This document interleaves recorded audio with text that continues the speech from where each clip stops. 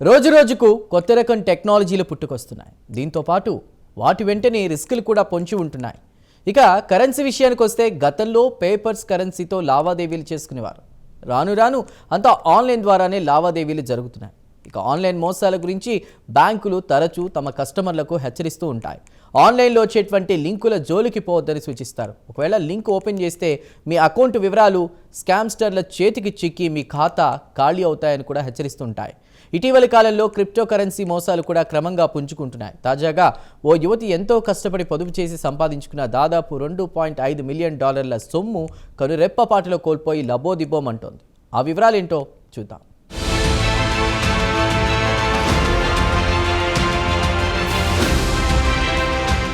ప్రస్తుతం టెక్నాలజీ కొత్త పుంతలు తొక్కుతోంది. గతంలో మాదిరిగా నగదు లావాదేవీలు కాకుండా అంతా ఆన్లైన్లోనే వ్యాపారాలు జరుగుతున్నాయి. నగదు బదిలీ కూడా అంతా ఆన్లైన్లోనే జరుగుతోంది. ప్రతి ఒక్కరూ అంతా ఆన్లైన్ లావాదేవీలకు అలవాటు పడిపోయారు. అలాగే కరెన్సీతో పాటుగా కొత్తగా క్రిప్టో కరెన్సీ అందుబాటులోకి వచ్చింది. ఈ క్రిప్టో కరెన్సీలో కూడా క్రమంగా మోసాలు పెరిగిపోతున్నాయి. తాజాగా ఓ సింగిల్ విమెన్ తాను ఎంతో కష్టపడి సంపాదించుకున్న లైఫ్ సేవింగ్ సొమ్ము $2.5 మిలియన్ ఇండియన్ కరెన్సీ ప్రకారం చెప్పుకోవాలంటే దాదాపు 23 కోట్లుగా చెప్పుకోవచ్చు. ఇక మోసం చేసిన వ్యక్తి కూడా ఎవరో కాదు, తనను ఆన్లైన్లో పరిచయమైన రొమాన్స్ పార్ట్నర్ మాయమాటలు నమ్మి ఉన్న సొమ్మును అతడికి సమర్పించుకుంది. తమ రొమాన్స్ పార్ట్నర్ తనకు తెలియకుండానే క్రిప్టో కరెన్సీకి చెందిన కీతో ఆమె ఖాతాలోని $2.5 మిలియన్ ఖాళీ చేసి ఉడాయించడంతో ఆమె షాక్కి గురైంది. భవిష్యత్తులో తనలా ఎవరూ మోసపోవద్దని మీడియాకు ఇచ్చిన ఇంటర్వ్యూలో చెబుతోంది. అమెరికాలో క్రిప్టో మోసాలు క్రమంగా పెరుగుతున్నాయి.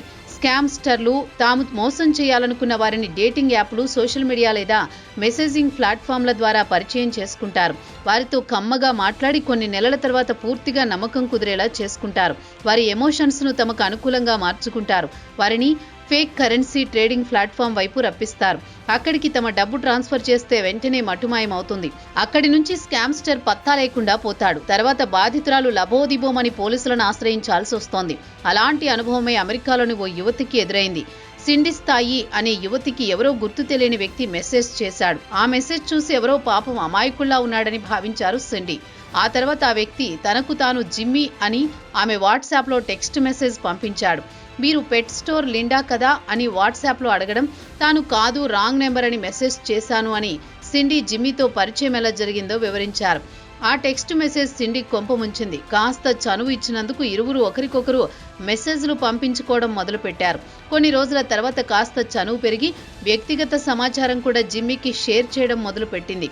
అయితే సిండి ఇటీవల క్యాన్సర్ చికిత్స తీసుకున్నారు. ఒంటరిగా ఉండడం వల్ల తనతో చనువుగా ఉండడం, తన మంచి చెడ్డ అడిగి తెలుసుకోవడం వల్ల సిండి జిమ్మీకి మరింత దగ్గరైంది, పూర్తిగా నమ్మింది.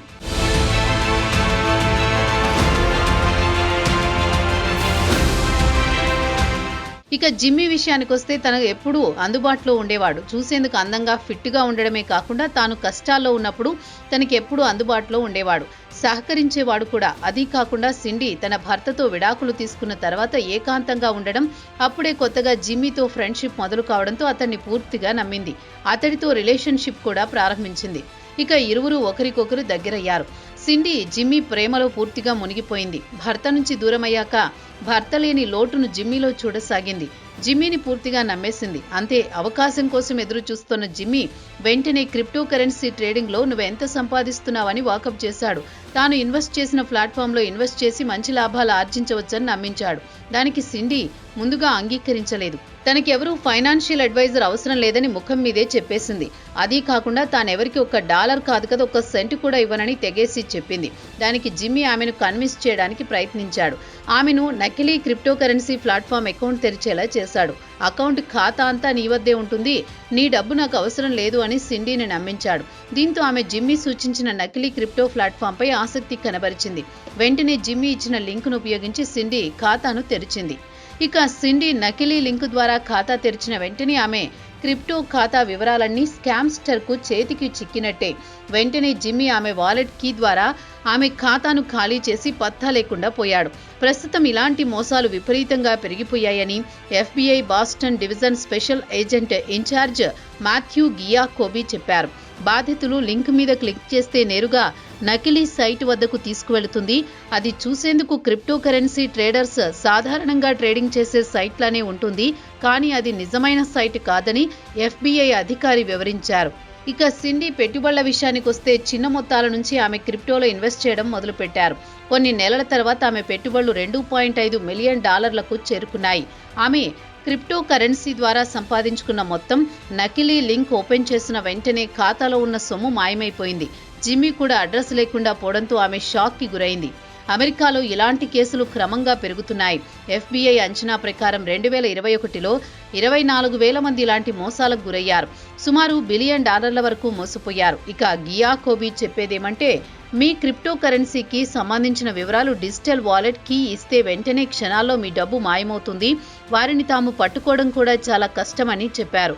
సిండి ఖాతా తెరిచిన తర్వాత ఎందుకో అనుమానం వచ్చి క్రిప్టో నుంచి డబ్బు విత్డ్రా చేయాలనుకుంటే సాధ్యపడలేదు. డబ్బును త్వరగా విత్డ్రా చేయాలంటే వేలాది డాలర్లు పన్నులతో పాటు అదనపు ఛార్జీలను అడగడంతో విత్డ్రా చేయడం మానుకుంది. అప్పటికే చాలా ఆలస్యమైందని భావించింది సిండి. ఇలా క్రిప్టో మోసాలకు గురైన గ్రూప్ సోషల్ మీడియాలో వచ్చే లింకుల జోలికి పోకండి అని సూచిస్తున్నారు.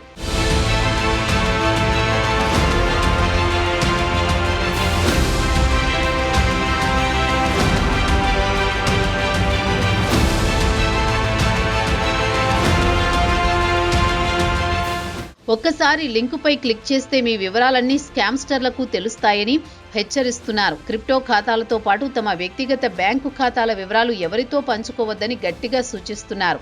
సిండి లాయర్ కేసు గురించి వివరిస్తూ, ఆమె భర్తతో విడిపోయి మానసికంగా చితికిపోయినప్పుడు జిమ్మీతో పరిచయం ఏర్పడడంతో ఆమెకు కాస్త స్వాంతన కలిగింది. అది కాస్త రిలేషన్షిప్గా మారిపోయింది. తనకు తోడు లభించిందన్న సంతోషంతో ఆమె పూర్తిగా జిమ్మీని నమ్మిందని లాయర్ చెప్పుకొచ్చాడు.